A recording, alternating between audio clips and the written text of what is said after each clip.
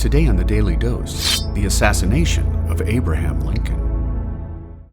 On April 9, 1865, after 4 years of bloody warfare that cost the lives of 620,000 Americans, Confederate General-in-Chief Robert E. Lee and his Army of Northern Virginia officially surrendered to the Union Army of the Potomac under the commanding general of the United States. The surrender took place at the McLean House in Appomattox Courthouse, Virginia, after one of the final battles of the Civil War. Less than a week later, the American nation would shudder at the loss of one of its most historic and impactful leaders.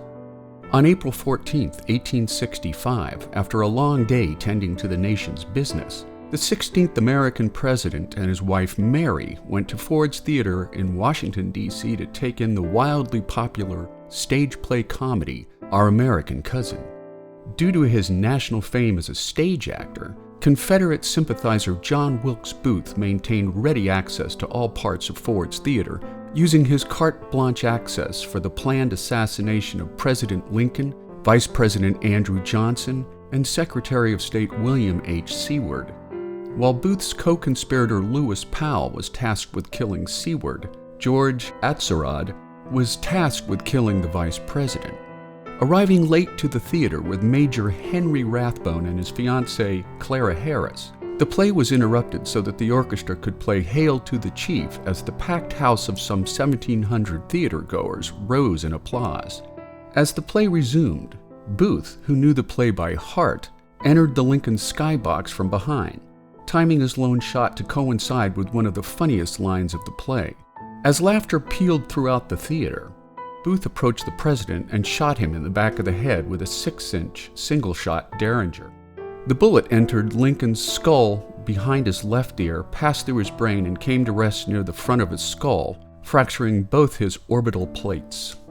Major Rathbone jumped from his seat and struggled with Booth, who dropped his Derringer and drew a knife, stabbing Rathbone in his left forearm. Rathbone again grabbed at Booth just as the assassin jumped from the skybox to the stage. A 12-foot drop, but not before one of his spurs became entangled with the Treasury flag decorating the Lincoln skybox. Booth's fall to the stage was a painful one, landing him awkwardly on his left foot, but as he began to cross the stage, many in the audience thought he was part of the play and began to laugh. Before Booth fled into the night, most eyewitness accounts indicate that Booth held up his bloody knife and yelled "Sic semper tyrannis," which is Latin for "thus always to tyrants."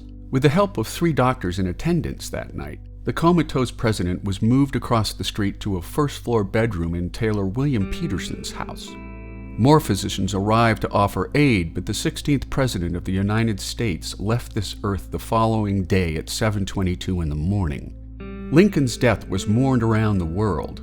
Hundreds of thousands attended his funeral procession through the streets of Washington, D.C. on April 19th, followed by a 1,700-mile train ride procession from New York to Lincoln's hometown of Springfield, Illinois, often passing trackside tributes in the form of bands, bonfires, and hymn singing. The hunt for the conspirators quickly became the largest in U.S. history, involving thousands of federal troops and countless civilians. Booth was cornered by the 16th New York Cavalry while the assassin was sleeping in a barn in Virginia. A lone soldier snuck up behind him and shot Booth in the back of the head, a just reprisal for what the assassin had done to the President of the United States.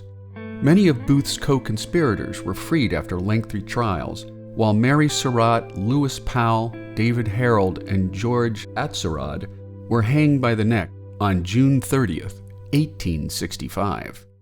And there you have it, the assassination of Abraham Lincoln, today on the Daily Dose.